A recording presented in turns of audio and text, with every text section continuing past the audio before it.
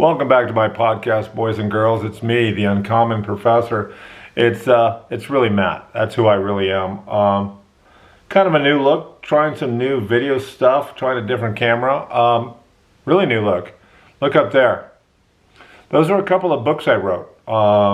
Very proud of those books. The links are in the description and they should help out. One thing I noticed lately is I kind of speak really slowly, so I'm really trying to pick that up.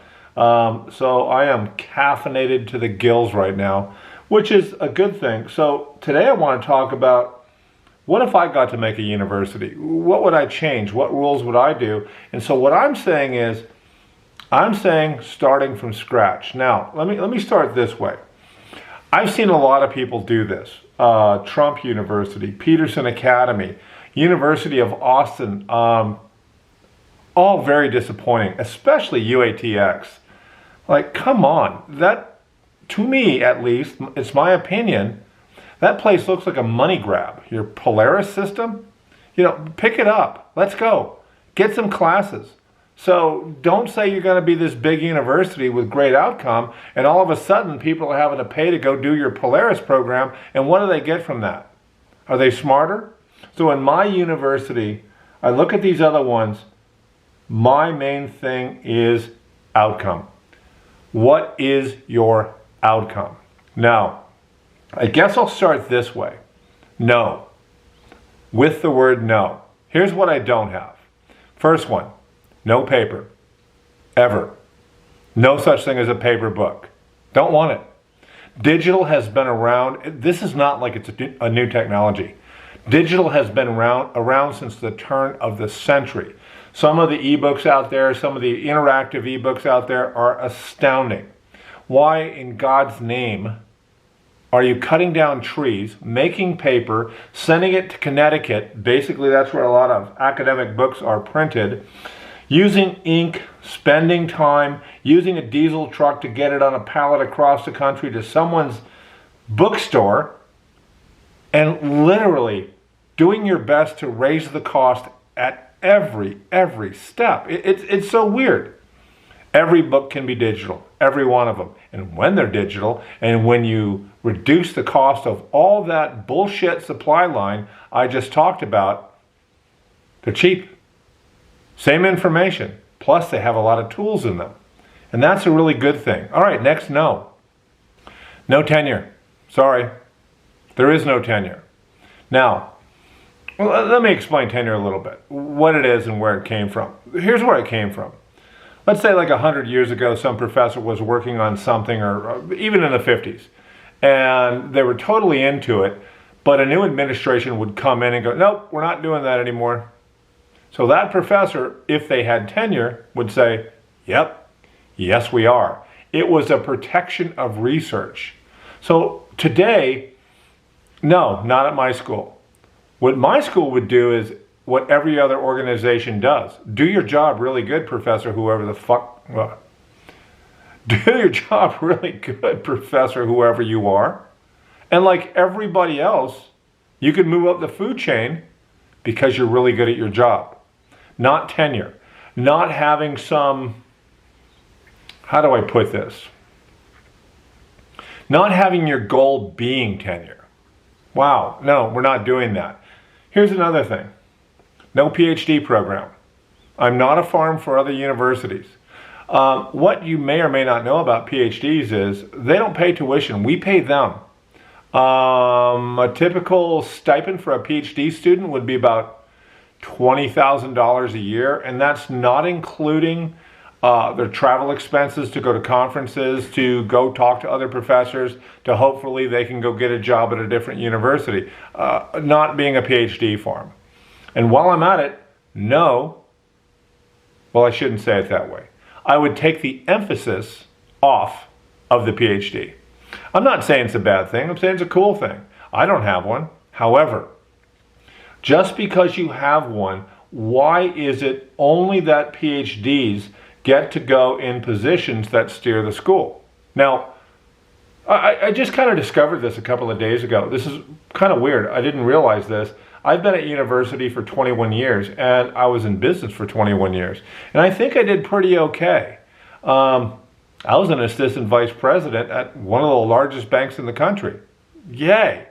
I worked for myself. I was a consultant for Fortune 500 companies. Yay. I was a controller for a real estate company. I've been there, done that.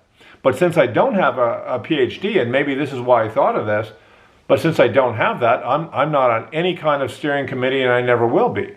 Getting a PhD for me right now, I'm not going to do that. Why would I go pay money so I can, participate? I don't want to do that. I think I'm already smart enough to do that. The next thing, hopefully I'm not in so much trouble right now. The next thing, no rankings. I don't want rankings. I don't want you to rank my school. Newsweek or Business Week or wherever the hell you are, because the only thing that saved your raggedy ass magazines was rankings. And it got out of hand. Maybe it was a great article once a year, but that's all they do now. And we spend so much time having to comply with so many things just so we get rankings. Are rankings really that important? To some people, yeah, they are. I want to say my kid went to the second-ranked school of typewriter repair on the East Coast of the United States. If that's your thing, go for it. Yay. No, my school's not going to be ranked. I'm not doing that. Now, one exception. That exception would be this. I would make sure that you would put out your ROI. That's the only ranking that really, really matters to me. What it cost you to go and what'd you get? What was your outcome? Here's another thing I would think about. This just occurred to me last year after 20 years. How come it takes 4 years to get a finance degree, but it also takes 4 years to get a photography degree? I don't get that. It takes 4 years to get an English degree. That's interesting. It takes 4 years to get an architecture degree. Why are they all 4 years? Are you saying that human beings only master things at 4 years? I guess. So at my university, whatever the hell I'd call it, if you've got this deep into this podcast, suggest a name in the comments and suggest things that you think are wrong, or suggest things you think I'm missing. Here's the other thing. Here's why I don't like places like Trump University. It's not the politics. I don't like Peterson University. Let's talk about something that's really going to get this video banned. The pandemic. Yay! There's one thing I think everyone's going to agree on. The pandemic sucked. Now, one thing I always say is, just because you have a problem, I don't think you need to have the solution. A lot of people say that. Well, what's your solution? Then shut up. I got a problem. I do not know what the answer is. I did not know what the answer was in the pandemic. Should your kid have taken a 1.5 year gap year? Really? Should they? It's not like they could have gotten a job. It's not like they could have traveled. Should we have not done school? I don't know. But our best bet was to do Zoom. Was Zoom good? We did our best. Golly. It sucked. It did. However, your kids missed a lot of things. Sports, their prom, stuff like that. One of the things I think they missed the most of is something called affinity learning. Affinity learning is when you go to university and you actually go around other people. People just like you. People not like you, more importantly. You see all these kind of things. Most of the knowledge that you're going to pick up at university isn't from me. It is affinity learning. It is your cohort, your collaboration. It's one of the first things I say when I get to school. First day, I say, I am not your best resource. It's not me. Will I sit down with you and do your homework with you? Absolutely. All day. No problem. But your best resource is probably sitting right next to you. And remember, I teach in a room that holds almost 400 people, and that's the truth. Find people. I would even require that at my new university. You need to get in a group and collaborate. That's got to happen. That's what we're missing. So all of these online things, they're not going to work. They're just not. One of the things I want to talk about, probably not in this podcast, but one of the things I want to talk about is, would I make this university free? I could do that. I think I could do that. I think I can make this work. Here's one of the biggest things that I want in this university. I want big time corporate partnerships. Huge corporate partnerships. Here's why. My biggest deal is to prepare a kid to go work for ExxonMobil, Goldman Sachs, KPMG, you name it. That's what I want to do. Maybe they can go to Boeing. Maybe not. But here's the deal. KPMG, what do you want? If I bring you a kid, what do you want? What are you working on? Are you using Power BI? Do you need skills in that?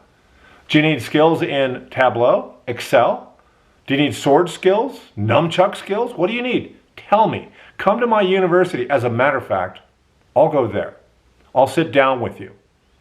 So, not only do I want corporate partnerships,